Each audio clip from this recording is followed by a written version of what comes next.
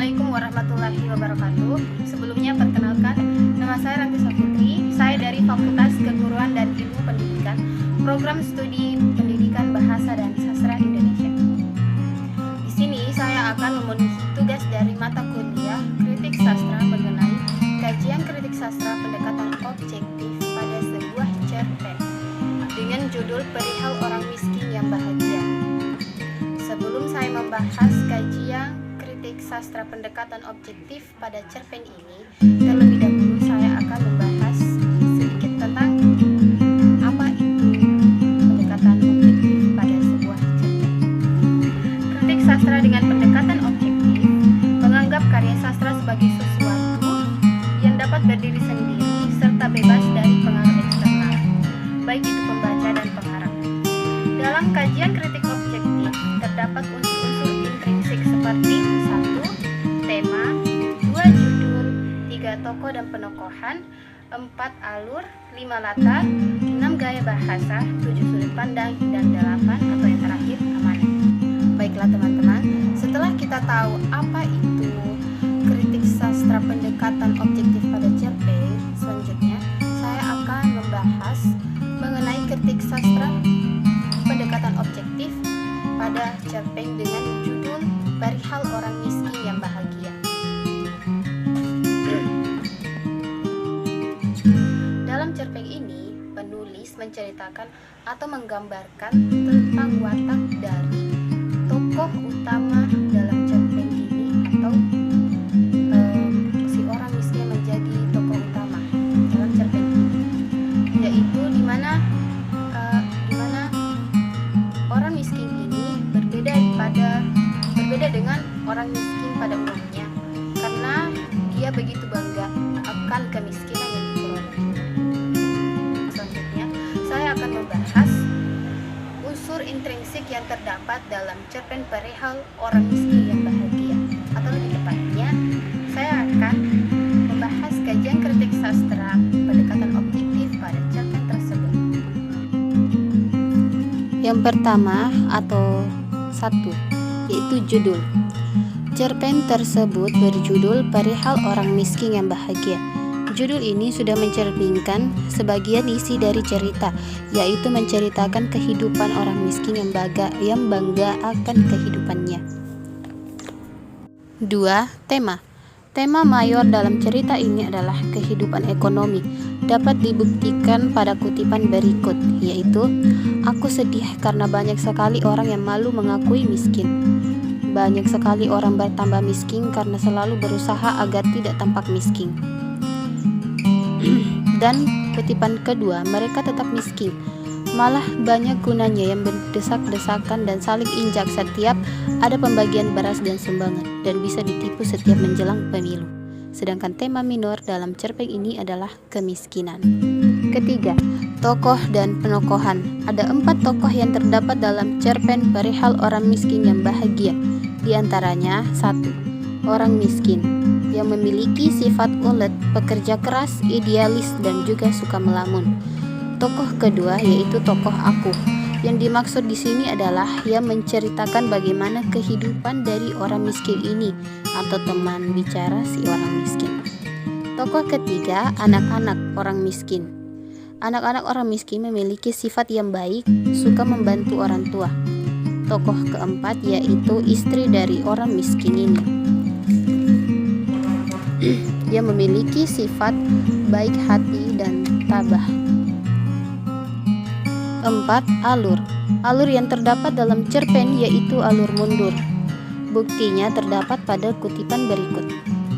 "Pernah suatu malam kami nongkrong di warung pinggir kali. Bila lagi punya uang hasil anak-anaknya mengemis, ia memang suka memanjakan diri menikmati kopi." Kedua, orang miskin itu pernah ditangkap polisi. Saat itu di kampung memang terjadi beberapa kali pencurian, dan sudah sepatutnya orang miskin itu dicurigai. Ia diinterogasi dan digebuki. Nah, kelima, latar. Latar pada cerpen itu adalah latar tempatnya 1. Di rumah. di rumah orang miskin. Bukti kutipannya ialah, diam-diam aku suka mengintip rumah orang miskin itu. Bukti kedua latar tempat, yaitu di rumah warung. Pernah suatu malam kami nongkrong di warung pinggir kali. Dan ketiga di rumah sakit. Latar waktu yang terdapat pada cerpen tersebut terjadi pada sore hari dan malam hari. Bukti kutipannya ialah, suatu sore aku melihat orang miskin itu menikmati teh pahit bersama istrinya. Dan pernah suatu malam kami nongkrong di pinggir kali. Dan latar suasana yang terjadi dalam cerpen tersebut yaitu bahagia dan sedih, dibuktikan pada kutipan berikut. Mereka pun terbawa, aku selalu iri pada kebahagiaan mereka. Kadang-kadang ketika merasa sedih dan lapar, orang miskin itu suka menghibur diri di depan kaca dengan gerakan-gerakan badut paling lucu yang tak pernah bisa membuatnya tertawa. Gaya bahasa yang digunakan dalam cerpen perihal orang miskin yang bahagia yaitu 1. Majas litotes adalah pernyataan yang memperkecil sesuatu atau melemahkan dan menyatakan kebalikannya, seperti pada kutipan berikut. Aku malu karena aku tak punya apapun yang bisa kamu curi. 2. Cukup bermodal tampan berbeda dan mau dihina-hina. Kedua, majas asosiasi, yaitu majas yang biasanya menggunakan kata bagaikan, bagai, seperti, seumpama, laksana, dan lainnya. Dibuktikan pada kutipan, siang malam ia membanting tulang.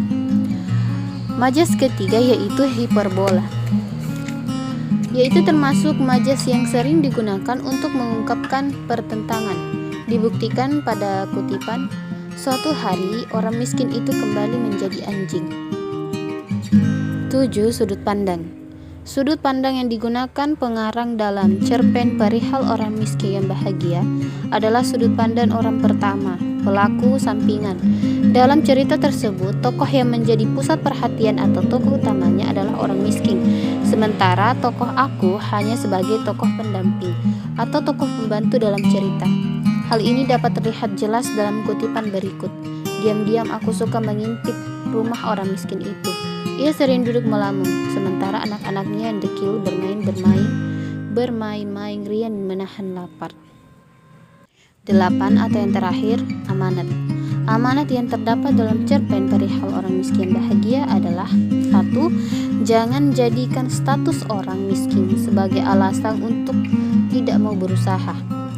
2. Jangan menyalahgunakan layanan kartu tanda miskin untuk hal-hal yang tidak benar. Terakhir, janganlah malu untuk mengakui kemiskinan. Jadikan kemiskinan itu menjadi motivator untuk berusaha lebih keras agar mendapat kehidupan yang lebih baik. Nah, kesimpulan dari cerpen tersebut adalah tokoh orang miskin menjadi tokoh utama dalam cerpen tersebut, yang dimana menjalani kehidupannya bersama keluarga kecilnya dengan bahagia, walaupun untuk makan sehari-hari saja susah. Cerita yang disajikan penulis sangat menarik karena kata-kata yang digunakan mudah dipahami, serta cerita yang mengangkat dari kehidupan ekonomi yang sulit. Nah teman-teman, itulah tadi kajian kritik sastra pendekatan objektif pada cerpen perihal orang miskin yang bahagia. Saya harap kita bisa mempelajari dan mengambil hal yang positif dalam cerpen tersebut. Dan semoga bisa bermanfaat bagi kita semua, terutama untuk saya pribadi. Dan sebagai penutup, saya ingin mengutip pernyataan dari Walt Disney. Ia mengatakan bahwa semua impian pasti bisa Anda wujudkan jika Anda memiliki keberanian untuk mengejar mereka. Artinya, jika Anda punya impian, maka genggam impian tersebut. Yakini dan kejar, percayalah bahwa impian Anda pasti bisa Anda wujudkan. Sekian dan terima kasih. Wassalamualaikum warahmatullahi wabarakatuh.